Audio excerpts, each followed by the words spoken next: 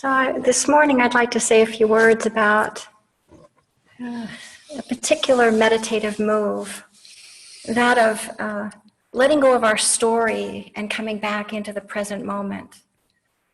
Letting go of our stories and coming back into the present moment. There are lots of meditative moves that one can do in mindfulness, but this is an important one. Important because it's a new move for us. We're more comfortable in the landscape of our thinking. We like our thoughts. We like to think our thoughts. We like to problem solve and, evaluate and just muse.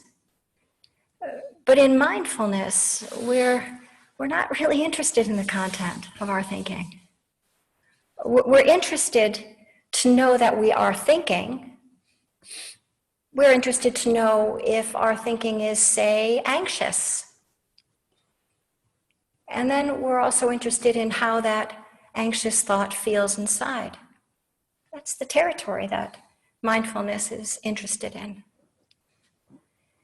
And so what mindfulness does is it trains attention to do this kind of move. It trains attention to begin to notice, oh wow, look at that. There's the mind in story. Whether that story is a creative idea, whether that story is a sort of a replaying of a conversation again and again, or the recounting of worries, which happens to be one of my personal favorites, or the rehearsing of plans. These are the kinds of things the mind likes to go over again and again. So mindfulness notices that habit, and then it's interested not only in noticing, but in feeling the stress and the activation that's associated with that kind of thinking. Like, oh, this is, when I'm caught up in worry, this is what worry feels like. Oh my goodness, this is it.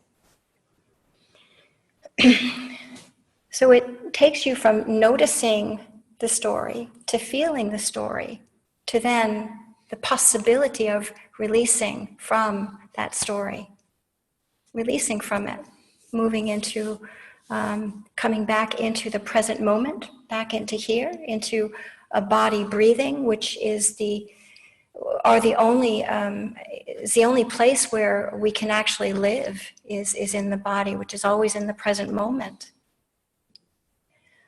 We come back into the body breathing, but also we can move back into a quality of easeful attention,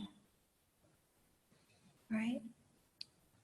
We can just learn to come back in and sit here and breathe with the ripples of disturbance and watch them as they pass through this organism and settle into a more comfortable space.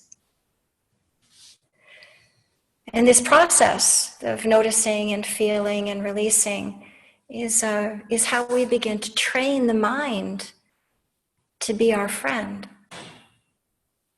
Train the mind to inhabit a posture that's of friendliness, that's interested in what's going on and interested in well-being, right? So mindfulness trains attention to notice story, and I like to keep it very simple. To label that, because labeling gives us a perspective that we're not lost in the story. Label it, thinking, just one simple word, thinking. I don't care what kind of thought it is, just thinking. Put a big star around that. That was something that was hard to see. Then take a breath. Come on back in. Tether the breath all the way down to the ground, and as you sort of settle back into a posture that feels comfortable in holding, you also at the same time notice the ripples that are passing through.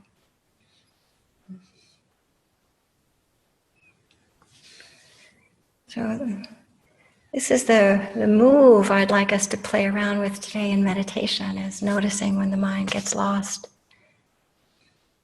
Labeling it, taking a breath, coming back in, feeling the ripples of that thought and letting it smooth out into something that feels steady and holding.